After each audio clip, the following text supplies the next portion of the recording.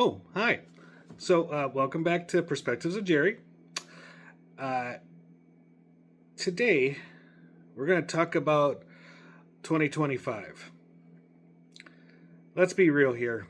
It was a bit of a chaotic experiment for all of us. But 2026? Well, 2026 is the year we stop reacting to life and start, well, architecting it. I've spent some time staring at the wall, meditating mostly, and I've come up with a blueprint to get your mind, body, and soul back into peak position or condition. Wow, I can talk. But before we dive into the new me, do the new you thing. And if you are liking these perspectives and you're finding them helpful, or you just find me mildly entertaining while I talk into a camera, make sure that you like this video, subscribe to the channel, and please drop a comment below. It really does help. I want to know, what is one thing you are absolutely leaving behind in 2025? Because we got to leave something behind and you got to start something new. I do read all these comments. Sometimes I read them at 3 a.m. So please do like, subscribe, and comment. It helps the channel. All right. Now, before I give you the what, we have to talk about the how. Most people treat New Year's goals like a prison sentence. They pick a massive goal in January and feel guilty by February, and then they quit by March. In 2026, we are running quarterly quests. Think of the year as a video game with 4 levels, 90 days each level. You don't plan the whole year. That's just hubris. You plan the next 90 days, and every 3 months you hold a summit with yourself. You look at your progress and you use the 3-blade method. First, the polish. Something is working, but it needs to be shinier. You're walking? Great. Walk faster. Polish the habit up. Next is the pivot. You're trying to learn a new skill, but you realize you actually hate it. Well, you don't quit. You pivot your energy towards something that you actually do enjoy. You just adjust the sails. Easy peasy. And then comes the guillotine. Well, this is the most important one. If a goal no longer fits the person you've become, you chop it. You get rid of it. There's no pride in finishing a marathon you no longer want to run. If it's dead weight, let it go. All right, now with that mindset, here are my 10 recommendations for your 2026 quests. These are by no means all-encompassing. These are one size fits most.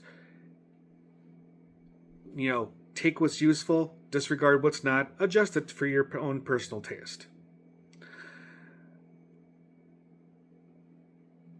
So, the digital sunset at 8 p.m. It's a tough one. At 8 p.m., the phone goes in a drawer. Your brain wasn't meant to see blue light at midnight. So let the brain rest. If someone needs you, they can wait. Reclaim the darkness. Then there's the 3 things journal. Every night, write 3 things that didn't suck. Even if it's just a good sandwich or a green light when you were late. We're training the brain to stop looking for problems. Number 3 is micro-learning. Learn one weird fact a day. Keeps the gears greased. Did you know that wombats have cube-shaped poop? Well, now you do. You're welcome. All right, weighted thinking walks. Throw some heavy books in a backpack and walk. Call it bearing the burden of my own genius, or something. It's strength training for people who like to pace. The circadian sunlight. The second you wake up, get outside. Tell the sun you're here. It resets your internal clock. Don't stare at it. If I'm not paying for your eye doctor, so don't stare at the sun. Just greet it. Just let it hit your face. Now, As a caveat, if you live in one of the colder regions of the world, for instance, I live in Wisconsin, sometimes getting right out there right away in the morning, not the best idea considering the fact that it can be 10 below before the wind chill sets in. So, but do something to get that sunlight on your face. At least stare out the window. In number 6, we have low gear cardio. You don't need to sprint until you puke. Just walk fast enough so that you can't sing, but you can still talk. That's the sweet spot for longevity. It gets your heart. The idea is it gets your heart rate up enough to get the blood flowing, but it's not so much that you're thinking you're going to have a heart attack if you're not used to that much exercise.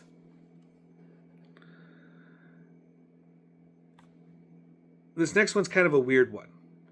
It's called Somatic shaking, and it looks like a glitching NPC in a video game, but it does release stress. So if you're stressed, go to a bathroom stall and just shake it off. Just sit there and just go until you can. Me personally, something I like to do, I did this after my car accident a year or so ago, but I had to see if my whole body was working. So I started from the top down. I moved my neck a little bit. I rolled my shoulders. I outstretched my arms. I raised my fingers, rolled my wrists, shoulders back, hips sway, tensed my legs, went up on my toes. I'm like, okay, system check done. You'd be amazed on how much that works. So try it. It'll look silly. Who cares? Do it anyways. Number 8 is the no vow. This is for your soul, people. 2026 is the year of no. Your soul isn't a storage unit for other people's errands. If it isn't a hell yes, it's a no. Number 9 is called forest bathing. Go sit near a tree. No phone, no music. The tree isn't in a rush. So why are you? Just exist near the bark for like 20 minutes. This is meditative. Feel the air. Feel the sun. Listen to the wind. Calm. Experience nature. I've done this. It works. It's good for you. I need to do more of it. As soon as the weather's nicer again, I'm definitely doing more of it. Number 10 is micro acts of service. Do one small thing for a stranger. Buy a coffee. Hold a door. It's a vitamin for your conscience. It reminds you that you're part of the human race. Don't expect any rewards. You don't need them.